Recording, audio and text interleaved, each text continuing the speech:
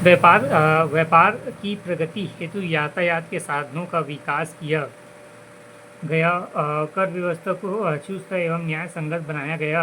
व्यवस्थित न्याय एवं पुलिस व्यवस्था आरंभ हुई, जिसमें जनता एवं व्यापारियों को सुरक्षा प्रदान प्राप्त हुई और व्यापारिक आर्थिक गतिविधियों में वृद्धि हुई। इन सभी पक्षों का विस्तृत विवरण पूर्व के अध्याय में दिया जा चुका है। आर्थिक विकास के कारण इस क्षेत्र में विकासमुखी आधुनिक युग का आरंभ हुआ। ब्रिटिश शासन की स्थापना से छत्तीसगढ़ की भौतिक प्रगति हुई और रहन सहन का स्तर परिवर्तन के साथ ऊंचा हुआ। जीवन के प्रत्येक क्षेत्र में इसका प्रभाव दृष्टिगोचर हुआ।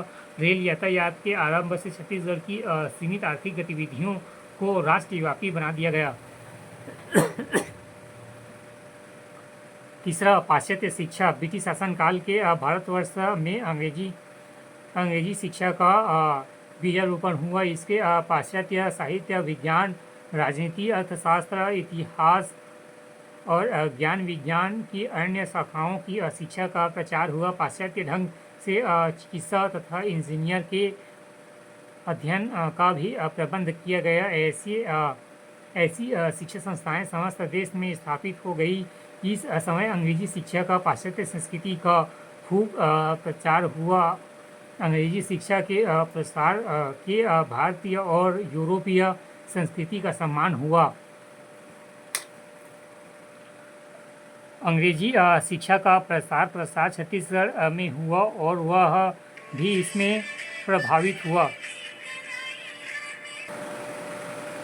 उल्लेखनीय है, अंग्रेजी शिक्षा ने स्वतंत्रता की भावना को प्रोत्साहित किया, जिसके कारण छत्तीसगढ़ में भी राजनीतिक और सामाजिक प्रगति आई।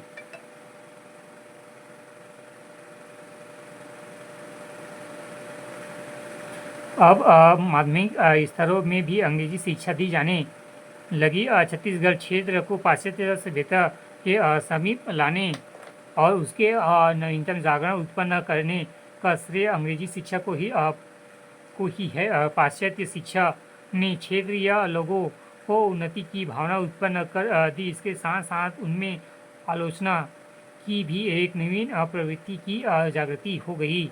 फलस्वरूप लोग तत्कालीन दशा में असंतोष प्रकट करने लगे और उनमें सुधार लाने का प्रयत्न करने लगे। ये लोग क्षेत्र की आर्मणिकता और भाग्यवाद का विरोध करने लगे।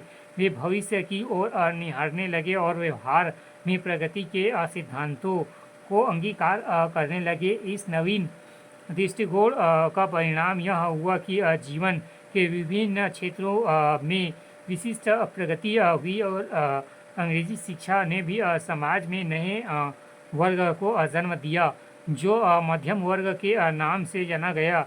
यह वर्ग शिक्षित और साधन संपन्न था। समाज में इनका प्रभाव बढ़ने लगा।